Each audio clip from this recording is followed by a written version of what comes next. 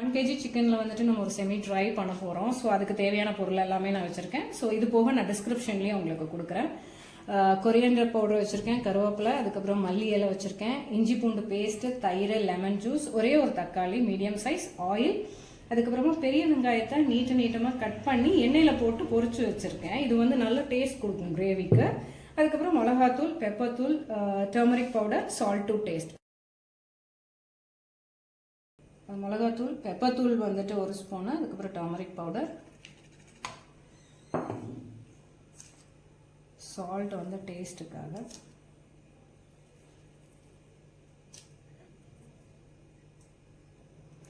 இஞ்சி பூண்டு பேஸ்ட்டு, தயிர், அதுக்கப்புறம் லெமன் ஜூஸ் வச்சுருக்கேன். இது 3 ஆட் பண்ணுறேன். மல்லித்தூள், கருவேப்பிலை, அதுக்கப்புறமா வந்துட்டு மல்லி இலை. ஆயில் வந்துட்டு நம்ம ஆட் பண்ணுறது வந்துட்டு நல்லா மசாலாஸ் எல்லாம் நல்லா பிடிக்கும். ஸோ அதனால நான் ஆயில் ஆட் பண்ணுறேன், ஒரு 3 ஸ்பூன் ஆயில்.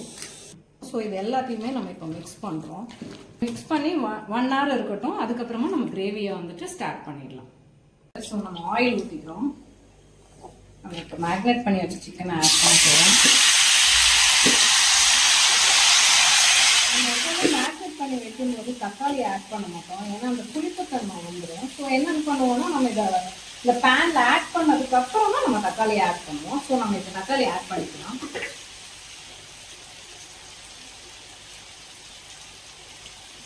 ஃப்ளேம் வந்துட்டு மீடியம் ஃப்ளேம் வச்சுக்கோங்க. நம்ம மூடி வச்சுட்டு 5 minutes once வந்துட்டு நம்ம இதை வந்துட்டு நல்லா கிளறி விட்டுக்கலாம். தண்ணியெல்லாம் ஊற்ற வேண்டிய அவசியம் கிடையாது, இதையே தண்ணி விட்டுரும் நம்மளுக்கு. ஸோ இது பார்த்தீங்கன்னா இதுலேயே தண்ணி விட்டுருச்சு, பார்த்தீங்க இல்லையா? இது ஆகிறதுக்கு ஒரு 30 minutes to 40 minutes ஆகும் நம்மளுக்கு. நம்ம இடையில ஒரு 5 minutes once நீங்கள் திருப்பி விட்டுட்டே இருந்தீங்கன்னா போதும். இப்போ இந்த சிக்கன் ஆயிடுச்சு. இதில் பார்த்தீங்கன்னா இந்த எண்ணெய் விடுவோம் பார்த்தீங்களா? ஸோ இந்த ஸ்டேஜ் ஆயிடுச்சாலே நம்மளுக்கு தெரிஞ்சிடும் இந்த சிக்கன் வந்துட்டு நல்லா குக் ஆகிடுச்சு. நீங்கள் பாருங்கள், நான் வேணால் இப்படி கட் பண்ணி காமிக்கிறேன். நல்லா வெந்துருச்சு சிக்கன்.